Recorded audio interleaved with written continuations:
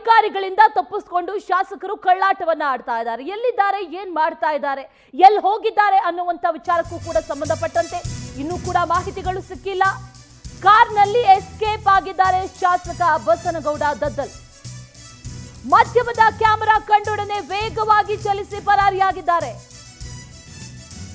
ಎಲ್ಲಿ ಹೋದ್ರು, ಎಲ್ಲಿಗೆ ಎಸ್ಕೇಪ್ ಆದ್ರು, ಯಾವ ಅಜ್ಞಾತ ಸ್ಥಳದಲ್ಲಿದ್ದಾರೆ ಅನ್ನೋ ಪ್ರಶ್ನೆ. ತಮ್ಮ ಆಪ್ತರ ಜೊತೆಗೆ ಖಾಸಗಿ ಕಾರ್ನಲ್ಲಿ ತೆರಳಿದ್ದಾರೆ ಶಾಸಕ ದದ್ದಲ್. ಮಂತ್ರಾಲಯ ರಸ್ತೆಯ ಮಾರ್ಗವಾಗಿ ಬಸನಗೌಡ ದದ್ದಲ್ ಪರಾರಿಯಾಗಿದ್ದಾರೆ. ಕಳೆದ ರಾತ್ರಿ ರಾಯಚೂರಿಗೆ ಆಗಮಿಸಿದ್ರು ಬಸನಗೌಡ ದದ್ದಲ್. ವಾಲ್ಮೀಕಿ ನಿಗಮ ಕೇಸ್ನಲ್ಲಿ ಇಡಿ ವಿಚಾರಣೆಗೆ ಹಾಜರಾಗಿಲ್ಲ, ಕಳ್ಳಾಟವನ್ನ ಮಾಡ್ತಾ ಇದ್ದಾರೆ, ಎಸ್ಕೇಪ್ ಆಗಿದ್ದಾರೆ. ಅಲ್ಲಿ ಗಮನಿಸ್ತಾ ಇದ್ದೀವಿ, ಕಳೆದ ರಾತ್ರಿ ರಾಯಚೂರಿಗೆ ಆಗಮಿಸಿದ್ರು. ಅನಂತರದಲ್ಲಿ ಎಲ್ಲಿ ಹೋದ್ರು, ಇಡಿ ಅಧಿಕಾರಿಗಳು ಶೋಧವನ್ನ ಮಾಡ್ತಾ ಇದ್ದಾರೆ ಅನ್ನುವಂತ ಮಾಹಿತಿ ಇದೆ. ಕ್ಯಾಮೆರಾ ಕಂಡ ತಕ್ಷಣ ಮತ್ತಷ್ಟು ವೇಗವಾಗಿ ಚಲಿಸಿ ಎಸ್ಕೇಪ್ ಆಗಿರೋದಲ್ಲಿ ಗಮನಿಸ್ತಾ ಇದ್ದೀವಿ. ಕಾರಿನ ನಂಬರ್ ಪ್ಲೇಟ್ ಕೂಡ ಇದೆ, ನಂಬರ್ ಕೂಡ ಇದೆ.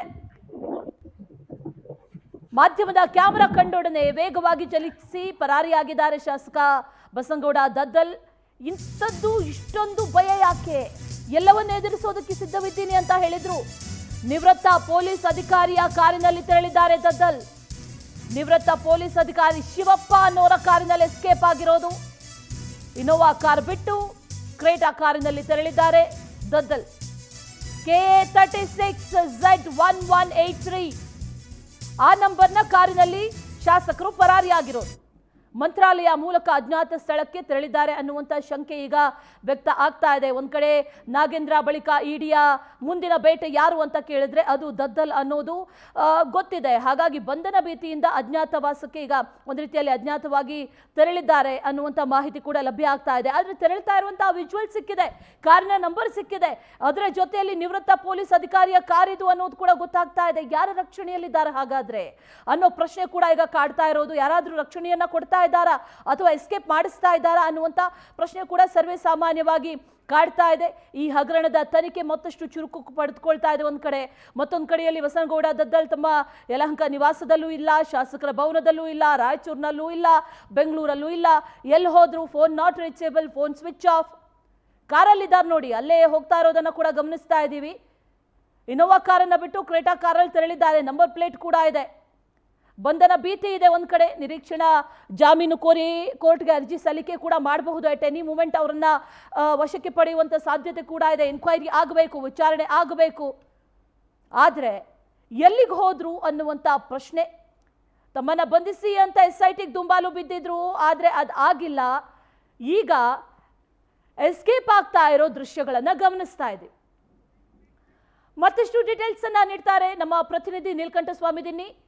ನೇರ ಸಂಪರ್ಕದಲ್ಲಿ ಜಾಯಿನ್ ಆಗಿದ್ದಾರೆ. ನೀಲಕಂಠ ಸ್ವಾಮಿ, ಗಮನಿಸ್ತಾ ಇದ್ದೀವಿ ಶಾಸಕರಲ್ಲಿ ಎಲ್ಲಿ ಅಂತ ಪ್ರಶ್ನೆ ಆಗ್ತಾ ಇತ್ತು. ಬೆಂಗಳೂರಲ್ಲಿಲ್ಲ, ರಾಯಚೂರಲ್ಲಿಲ್ಲ, ಎಲ್ಲಿ ಹೋದ್ರು ಅನ್ನುವಂತ ಪ್ರಶ್ನೆ. ಈ ದೃಶ್ಯಗಳನ್ನ ನೋಡ್ತಾ ಇದ್ರೆ ಗಮನಿಸಬಹುದು, ನಿವೃತ್ತ ಪೊಲೀಸ್ ಅಧಿಕಾರಿಯ ಕಾರಲ್ಲಿ ಹೋಗಿದ್ದಾರೆ ಅಂತಂದ್ರೆ ಇವ್ರಿಗೆ ರಕ್ಷಣೆ ಕೊಡ್ತಾ ಇರೋರು ಯಾರು ಅನ್ನುವಂತ ಪ್ರಶ್ನೆ ಕಾಡ್ತಾ ಇದೆ. ಸರ್ಕಾರ ಏನಾದ್ರೂ ರಕ್ಷಣೆಯನ್ನ ಕೊಡುವಂತ ಕೆಲಸವನ್ನ ಮಾಡ್ತಾ ಇದೆಯಾ ಅನ್ನುವಂತ ಪ್ರಶ್ನೆ ಕೂಡ ಸರ್ವೇ ಸಾಮಾನ್ಯವಾಗಿ ಕಾಡ್ತಾ ಇದೆ. ನೀಲಕಂಠ ಸ್ವಾಮಿ, ಡೀಟೇಲ್ಸ್ ಏನಿದೆ ಇದ್ರ ಬಗ್ಗೆ? ನಿಜ ಅಶ್ವಿನಿ, ಏನು ರಾಯಚೂರಿನಲ್ಲಿ ಇದ್ದಕ್ಕಿದ್ದಂತೆ ಪ್ರತ್ಯಕ್ಷ ಆಗಿರ್ತಕ್ಕಂತ ಬಸನಗೌಡ ದದ್ದಲ್ ಅವರು ಈಗ ಮತ್ತೆ ತಾವು ಏನು ಶಾಸಕರಾಗಿ ಸರ್ಕಾರದಿಂದ ವಾಹನ ಕೊಟ್ಟಿದ್ರು ಕೂಡ ಯಾಕೆ ಇನ್ನೊಬ್ರು ಕಾರಲ್ಲಿ ಹೋಗಿದ್ದಾರೆ ಅನ್ನೋ ಒಂದು ಪ್ರಶ್ನೆಗಳು ಕಾಡ್ತಾ ಇರ್ತಕ್ಕಂಥದ್ದು. ಯಾಕಂದ್ರೆ SIT ಮುಂದೆ ಹಾಜರಾದಂತ ಸಂದರ್ಭದಲ್ಲಿ ನನ್ನನ್ನ ಬಂಧನ ಮಾಡಿ ಅಂತ ಹೇಳಿದ್ರು. ಅದಕ್ಕೂ ಹಿಂದೆ ಹೋದಾಗ ನಾನು ಯಾವ್ದು ತಪ್ಪು ಮಾಡಿಲ್ಲ, ನಾನು ಎಂತ ಒಂದು ತನಿಖೆಯನ್ನು ಎದುರಿಸಕ್ ಸಿದ್ಧವಾಗಿದ್ದೀನಿ ಅಂತ ಹೇಳ್ತಾ ಇದ್ರು. ಅಂತ ಒಂದು ಹೇಳಿಕೆ ನೀಡಿರುವಂತ ಬಸನಗೌಡ ದದ್ದಲ್ ಅವರು ರಾಯಚೂರಿಗೆ ಬಂದಿರೋದು ನಿಜವಾಗಿತ್ತು. ರಾಯಚೂರಿಗೆ ಬಂದು ರಾತ್ರಿ ಇಲ್ಲಿ ತಂಗಿದ್ದಾರೆ. ಬೆಳಿಗ್ಗೆ ಇದ್ದಕ್ಕಿದ್ದಂತೆ ಒಬ್ಬ ನಿವೃತ್ತ ಪೊಲೀಸ್ ಪೇದೆನೋ ಶಿವಪ್ಪ ನಾಯ್ಕನವರ ಕ್ರೆಟಾ ಗಾಡಿಯಲ್ಲಿ ಅಂದ್ರೆ KA36Z1183 ಕಾರ್ನಲ್ಲಿ ಕೆಲ ಕಾರ್ಯಕರ್ತರು ಇದ್ದಾರೆ. ಈ ಶಿವಪ್ಪ ನಾಯ್ಕನವರು ಕೂಡ ಕಾಂಗ್ರೆಸ್ ಕಾರ್ಯಕರ್ತರು. ಇದಕ್ಕೂ ಮುಂಚೆ ಜೆಸ್ಕಾಂ ಇಲಾಖೆಯಲ್ಲಿ ಪೊಲೀಸ್ ಅಧಿಕಾರಿಯಾಗಿದ್ದು, ಅಂದ್ರೆ ಪೊಲೀಸ್ ಇಲಾಖೆಯಿಂದ ಜೆಸ್ಕಾಂ ಇಲಾಖೆಗೂ ಕೂಡ ಒಬ್ಬೊಬ್ಬ ಪೇದೆಯನ್ನ ನೇಮಿಸ್ತಾರೆ. ಆ ಒಂದು ನಿಟ್ಟಿನಲ್ಲಿ ಈಗಾಗಲೇ ನಿವೃತ್ತಿ ಅಂದ್ರೆ ವಾಲಂಟರಿ ರಿಟೈರ್ಮೆಂಟ್ ತಗೊಂಡು ಕಾಂಗ್ರೆಸ್ ಪಕ್ಷದಲ್ಲಿ ಸಕ್ರಿಯವಾಗಿ ತೊಡಗಿಸ್ಕೊಂಡಿದ್ರು. ಅದು ಅಲ್ಲದೆ ಕೂಡ ಬಸನಗೌಡ ದದ್ದಲ್ ಅವರ ಹಿಂದೆ ಓಡಾಡ್ತಾ ಇದ್ರು. ಈ ಸಂದರ್ಭದಲ್ಲಿ ಅವರ ಕಾರ್ನಲ್ಲಿ ಏಕಾಏಕಿ ಇನ್ನೊಂದಷ್ಟು ಕಾರ್ಯಕರ್ತರ ಜೊತೆಗೆ ಏನು ಮಾಹಿತಿ ಇದೆ, ಮಾಧ್ಯಮದವರಲ್ಲಿ ಮನೆ ಮುಂದೆ ಹೋಗ್ತಿದ್ರ ಅನ್ನೋ ಮಾಹಿತಿ ಸಿಕ್ಕ ತಕ್ಷಣ ಯಾವ ಗಾಡಿ ಸಿಗುತ್ತೆ ಆ ಗಾಡಿ ಹತ್ಕೊಂಡು ರಾಯಚೂರು ಮುಖಾಂತರ ಮಂತ್ರಾಲಯ ಮಾಧವರ ಮುಖಾಂತರ ಈಗ ಬೆಂಗಳೂರು ಕಡೆಗೆ ಹೊರಟಿರ್ತಕ್ಕಂಥದ್ದು. 2 ದಿನಗಳಿಂದ ಬಸನಗೌಡ ದದ್ದಲ್ ಅವರು ಯಾವ ಕಾರಣಕ್ಕಾಗಿ ಇಲ್ಲಿ ಅವರು ತಲೆ ಮರೆಸ್ಕೊಂಡು ಓಡಾಡ್ತಾ ಇದ್ದಾರೆ, ಯಾರ ಕೈಗೂ ಯಾಕೆ ಸಿಗ್ತಾ ಇಲ್ಲ. ಒಂದು ಕಡೆ SIT ಅಧಿಕಾರಿಗಳು ತನಿಖೆಗೆ ಹಾಜರಾಗ್ತಾರೆ, ಇಡಿ ಅಧಿಕಾರಿಗಳು ಕರೆದಾಗ ಅವ್ರ ಜೊತೆ ನಾಪತ್ತೆ ಆಗ್ತಾ ಇದ್ದಾರೆ, ಇನ್ನು ರಾಯಚೂರಿಗೆ ಪ್ರತ್ಯಕ್ಷ ಆಗ್ತಾರೆ, ಮಾಧ್ಯಮದವರು ಹೋದ್ರೆ ಅವರಿಂದನೂ ತಪ್ಪಿಸ್ಕೊಂಡು ಓಡೋಗ್ತಾ ಇದ್ದಾರೆ. ಕಾರಣ ಯಾಕೆ, ಏನ್ ತಪ್ಪಾಗಿದ್ಯಾ, ಅಥವಾ ಒಂದು ಯಾಕೆ ಇವ್ರು ಮಾಧ್ಯಮದ ಮುಂದೆ ಬರೋದಕ್ಕೆ ಇಂಟ್ರೆಸ್ಟ್ ಇಲ್ಲ, ಇಡಿ ಅಧಿಕಾರಿಗಳ ಮುಂದೆ ಯಾಕೆ ಹೋಗ್ತಾ ಇಲ್ಲ? ಇದಕ್ಕೂ ಮುಖ್ಯ ಕಾರಣ ಒಂಚೂರು ಹಿಂದೆ ನೋಡಿದಾಗ 3 ದಿನಗಳ ಕಾಲ ರಾಯಚೂರಿನಲ್ಲಿ ಇಡಿ ಅಧಿಕಾರಿಗಳು ಸಾಕಷ್ಟು ರೀತಿಯಲ್ಲಿ ತಪಾಸಣೆಯನ್ನ ನಡೆಸಿರ್ತಕ್ಕಂಥದ್ದು, ಸಾಕಷ್ಟು ಮಹತ್ವದ ದಾಖಲೆಗಳನ್ನು ಕೂಡ ಇಲ್ಲಿ ಸಂಗ್ರಹ ಮಾಡಿದ್ದು.